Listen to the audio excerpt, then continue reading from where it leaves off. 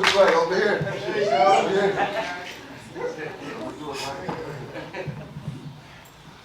Is it a new t-shirt, Bill? New jacket? Oh, yeah. I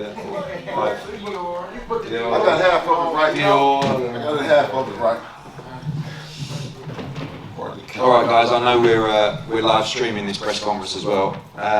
Firstly, I want to thank you guys for turning up this week. It was a tremendous turnout from the press. It's been a brilliant 2 weeks. Madison Square Garden last week, MGM Grand this week. Of course, we want to thank them as well.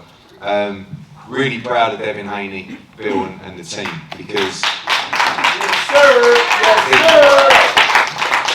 you know, probably a year ago, a little bit more, 15 months, we were struggling for a bit of direction. You know, I felt that people were avoiding Devin Haney, and they didn't want to fight him unless they were overpaid effectively. And I want to also thank the Zone for not just investing in Devin Haney, but investing in the opposition to make sure we get the fights that we need. And over the last 12 months, he's gone Gamboa, Lanarys, and Jojo Diaz. That's the best resume of any lightweight out there in a recent year or more. And although we give respect to George Kambosos for the standout victory against Teofimo Lopez, I really feel like this last year has been incredible. And I think we also need to remember that Devin Haney is 23 years of age. And his maturity in the ring, his ring IQ is, you know, that of a 32-year-old in his prime, because at times in that fight tonight, through 3 or 4 rounds, for a lot of people it would have got very messy. They could have unravelled. But he kept his composure, he controlled the complete middle stages of the fight. And I know he won't be fully happy with his performance, but he's just, every time he steps in there, it's a performance beyond his years. And, you know, as a Brit promoting in America, I'm really, really proud that Devin and Bill chose us and believed in us, because it means a lot to have such a great talent. I feel like the best young talent in American boxing as part of our team. And we are a great team, you know, down to Devin and Bill who do an amazing job, Ben Davison, all the training team, Church, of course, who is the standout star of Team Haney. And I want to thank everybody, and especially the media, and as I said, the Zone as well. And I feel like he has an incredible future. Of course, we'll talk about the next step, and for us it's only one step, and that's George Kambosos. And I think we're one of the few that will go to Australia. And when he does, I believe he'll become undisputed champion. And to do that on a stage like that and come back is the kind of move and the kind of fight that will truly make Devin a global star. So we're going to go to the floor for questions for the champion. Yeah, this is Skip Brown with Dante's Boxing Nation by way of Aki TV. First of all, congratulations, champ, on a magnificent, impressive win. Thank you. Impressive victory. Now, I noticed that you invested in the body early. You know what I'm saying? Do you think that took a toll on him? You know, like noticeably took a toll on him? Did it cut some of his power off? Yeah, first off, I want to start off by saying I want to thank God. Alhamdulillah, I want to thank my team, my dad, Eddie Hearn, Matchroom Boxing, The Zone, my whole team. It was a great training camp. Everyone played their part, so you know, I want to thank all of them. And to your question, yeah, I knew that he was a southpaw, so part of the game plan was to, you know, hit him with the right hand to the body, and I felt like I did that, and he was slowing down. I could hear him breathing late in the fight. He was taking deep breaths. So yeah, I do feel like the body attacks did pay off late in the fight. But the ref kept warning me about hitting him low, but he had his cup was high, like you couldn't even see his belly button. That's how high his cup was. So I wasn't really hitting him low, but yeah, I do feel like the body attack paid off. Devin, Miguel Maravilla will fight you. You mentioned the warnings that the ref gave you. Did it concern you any time throughout the fight that he was going to deduct a point? Yeah, of course. You know, whenever the ref, you know, warns you, you know, more than one time, you do think that, you know, as you start to think like, oh, I don't want to do it because I don't want to do that again because I don't want the ref to take a point. Boxing King Media. Devin, Eddie's shown you great loyalty, putting you in 3 big fights back to back. I know this is a fight-by-fight deal. Is this relationship going to continue, or are you going to weigh up your options? Of course, you know. Of course, you know, Eddie Hearn believed in me when, you know, a lot of people didn't. So, of course, you know, I want to, you know, have my whole career with Eddie Hearn. You know, he's, you know, done a lot for me, and I couldn't thank him enough. Can I get 10% for You're now back. Lanarys with Baby Boxing News. Congratulations for the spectacular performance. How do you compare his punching power compared to Lanarys'? Well, obviously, I mean, the fight with Lanarys hurt me. It was obvious that I got hurt in that fight. But in this fight, I wasn't hurt at all. His pressure was much more than Lanarys, but his punching power wasn't as hard. Mike. Devin, congratulations on the great performance. Thanks, man. First off, all I used to have the knock on you was, oh, Devin's in boring fights. Now you've been in 2 really exciting fights back to back. Yeah. At what point do people have to call you an exciting fighter? Yeah, I definitely think that I showed that I'm an exciting fighter once again tonight. Some people say that all I do is run in there, but in times I wasn't running at all. But in there we got into some great exchanges, and I wasn't shy to exchange with him. So I think it was a very entertaining fight. The crowd was on their feet from round 1 to round 12. So yeah. And, how important is it to you to be an exciting action fighter? Because you all know that you could make it easier probably if you wanted to, but this is an entertainment sport. It's entertainment at the end of the day, right? Yeah, of course, I always want to, entertain the fans. I want the fans to be happy with the fight that I put on. But, styles make fights, and sometimes, you fight different ways to get the win. But I feel like I fought a very exciting fight tonight and got the win. Champ, Adriana Jimenez with Fino Boxing, congratulations on Thank that you, thank terrific victory. How would you assess your performance tonight, and did Jojo Diaz bring anything that surprised you? I thought I put on a good performance. Of course, the best way to win in the ring is a knockout, and I did hurt him a few times in the fight, but I went in there.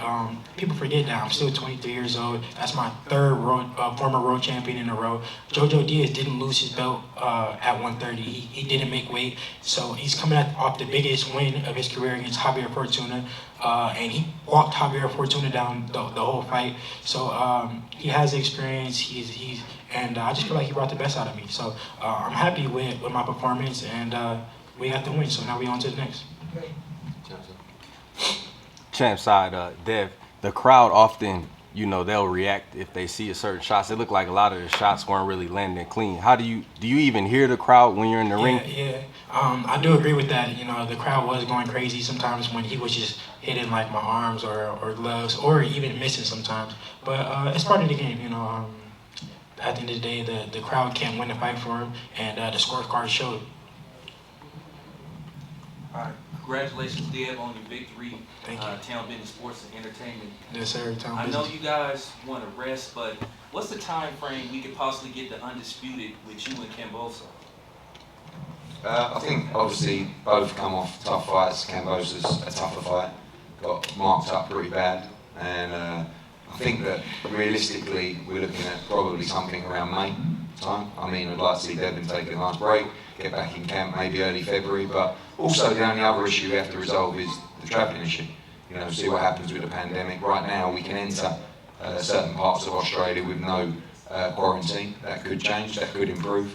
But really now it's about speaking to the Australian government. We don't, by the way, rule out the fact of doing the fight in America or in the Middle East or anywhere.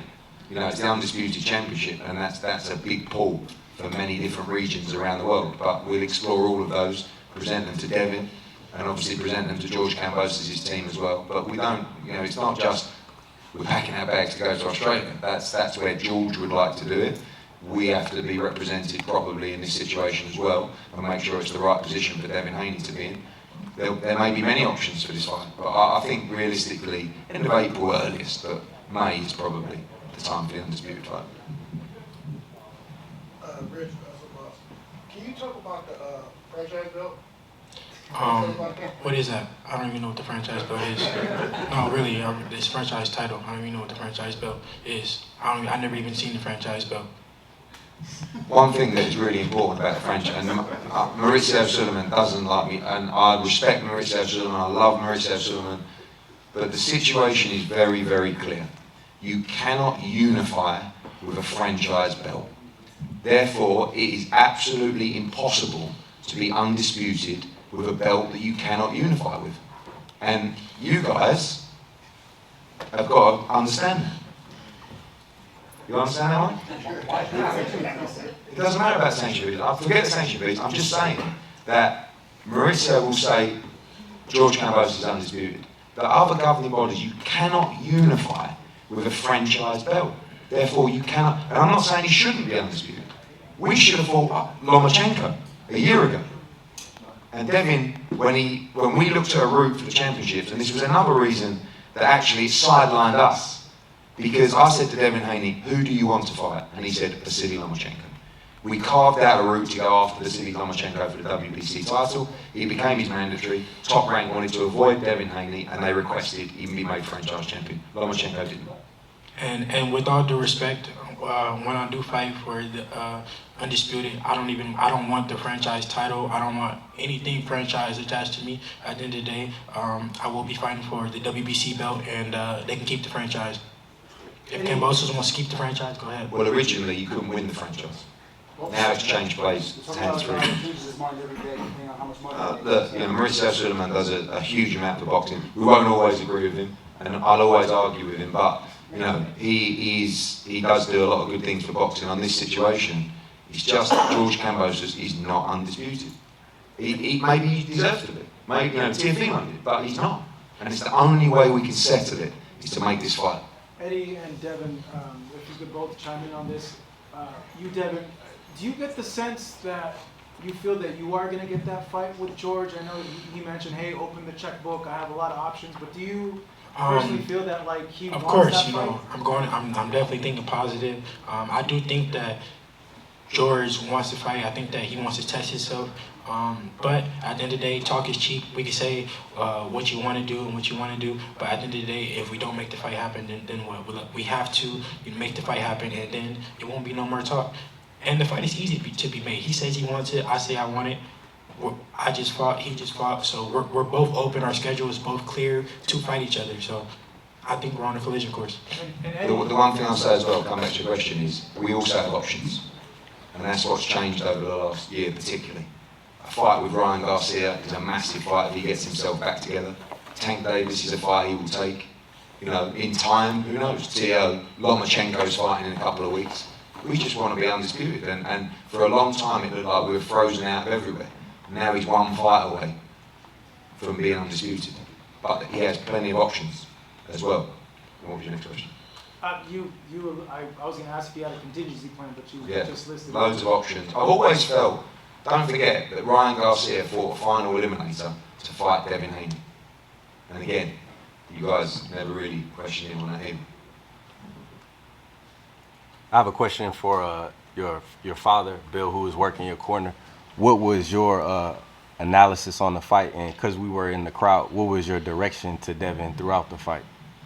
Thank you, CHAMPSIDE. Thank you, Matchroom, the Zone. I want to thank Allah for blessing us with a great victory. Alhamdulillah. Jojo Diaz came to fight. He came, he brought the dog, but another dog showed up. We couldn't be more proud of Devin and what Jojo Diaz brought out of him. Devin is a fighter that is continually growing right before our eyes, so we must be patient with this process. And it was excellent. He made the adjustments at the right time, and like I said, I couldn't be more happy. Of course, Jojo put up a hell of a fight. He didn't come to lay down. He applied pressure in a way that Lanarys didn't. He was very relentless. So it's not so much as what we could have did more without me looking at the tapes. It's so much as what JoJo didn't let him do, and it's a testament to him. I've got a question over here, Maestro A from Maestro A Boxing and ACP. I'd like you guys to just talk about what you accomplished here today as it relates to essentially clarity at 135 pounds. It wasn't long ago that people were saying that fights weren't happening in this division, much like at 147. Last 2 weeks, we've had all belts being contested on one network, so that's a big deal. Could you guys talk about that a little bit? Yeah, I mean, for me, it's been a tremendous run for DAZN. I'm a DAZN guy. All I see week in, week out is pay-per-view fights, and I think to be an American fight fan, you've got to be a stock market trader or an oil tycoon to pay for all these pay-per-view fights week in, week out. You've just had 2 tremendous fights of the year in the lightweight division with all the belts on the line as part of your monthly subscription. And I just think the zone is the best blessing for boxing. I think it's the ultimate destination for fight fans, the ultimate value for money as well. And they're investing in fighters, and they have, you have to have a plan across divisions. And I think when you look at the lightweight division, although we've made 2 tremendous fights, think of the fights that are out there. Like, these guys are so young, they can fight each other 2, 3 times. Teofimo back, Lomachenko could be back, Ryan Garcia, tank. And the beauty is letting everybody fight everybody. And honestly, I can't lie, for the last 2 years nearly, Devin Haney has been asking for Lomachenko, Teofimo Lopez, Ryan Garcia, Tank Davis. And he said, and Bill has told me, we will fight any of those guys now. That's 2 years. He was 21 when he was calling for those fights. And I'm just pleased to see him getting the resume now that he deserves, because a lot of teams and a lot of managers and advisors, they don't want the tough fights. These guys want the tough fights, and they're willing to go out of their way to make it happen. Well, Devin wants a tough fight. Can you talk about that, Devin? Yeah, I want to test myself. I want to fight the best fighters out there, or the so-called best fighters in there, and it's shown. Any guy that I've called out and they answered, and I end up fighting them. It's never been any type of confusion or me backing out. Any guy that I called out and they were willing to fight me, I fought them. Jojo Diaz is Olympian, former Olympian. He's former 2-time world champion. He said, let's do it. I said, let's do it.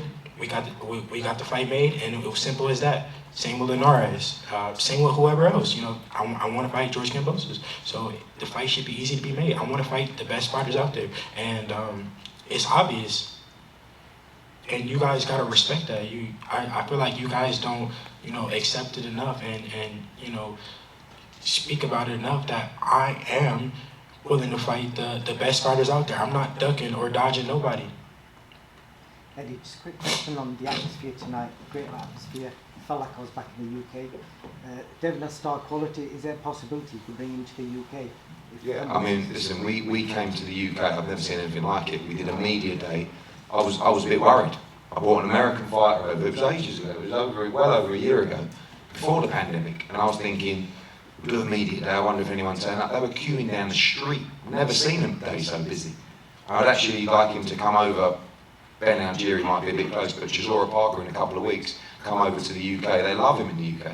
We would have done a big number on the zone tonight with our UK subscribers, and UK fight fans, very, very knowledgeable fight fans, and they know Devin Haney's for real. Muhammad Mubarak with the Electronic Urban Report. The MGM Grand Garden Arena in this location has a history of having great fights and big fights. How do you feel about this particular event in your life at this point to be fighting here? I'm so grateful for this opportunity. This is something that I've always dreamed of since a little kid. Me living in Vegas, you don't know how many times I drove past the MGM or been in fights here at the MGM and just, imagine myself here. And it was actually like when I was in the ring, it was like deja vu. I swear, it was crazy. I feel like I did it before, like I've been there, like I imagined it. And I'm so grateful to be in this position, especially at a young age, 23 years old. Very few have done it at this age, and I couldn't thank God enough for it. A couple more questions, guys. Yeah. Speaking of George Kambosos Jr. and Tank Davis, they both, George Kambosos said that he's going to attend Tank's fight tomorrow. Do you plan on attending Tank's fight tomorrow too? No. Eddie, can you talk about, obviously his age, 23 years old, he probably hasn't even reached his prime. Can you talk about your expectation of him down the line?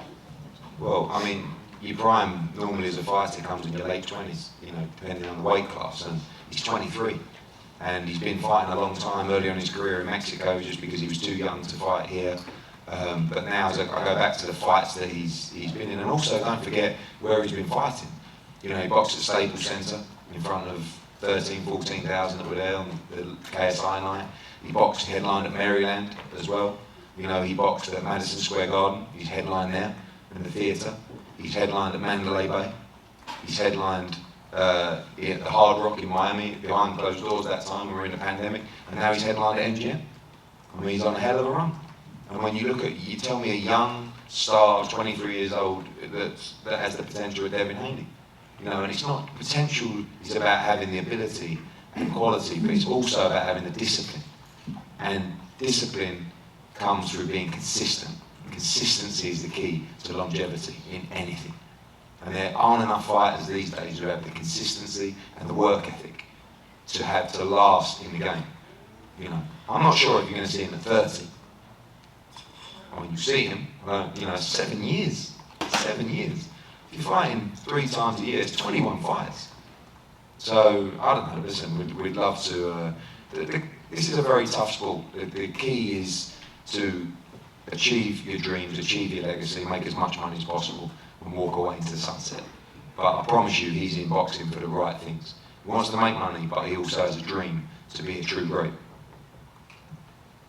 Just following up on that, Eddie, it's not often that you have a U.S. champion willing to travel overseas to either defend the title or unify one. Devin, can you talk about the importance of the undisputed title at 135 before you move up, and your willingness to go abroad to get that title? Yeah, like I said before, 135 is not easy for me to make. It takes a lot of sacrifice and discipline that I'm willing to do for the big fights. The biggest fight for me right now, I feel like, well, the most important fight for me right now, may not be the biggest fight, but the most important fight for me right now is George Kambosos for the undisputed. This has always been a dream of mine, to be undisputed, and that's a fight that I would love. But if I can't get the big fights at 135, then I will go up to 140. And my body's still growing, like I said before. I'm only 23 years old. I'm growing. And if I can't get the big fights here, then I'll move up. But my main focus right now is undisputed. I don't want anybody to think that they can just wait me out and then I'll eventually go up. No, I'm going to press for these fights for as long as I can. But if these guys just won't fight me, then I'll go up to 140. Thank you to the media. Bill, thank you. Ladies and gentlemen, thank you. Congratulations, Champ! Congratulations, Champ! Still! Congratulations again, Champ. I'll see y'all the next time, man.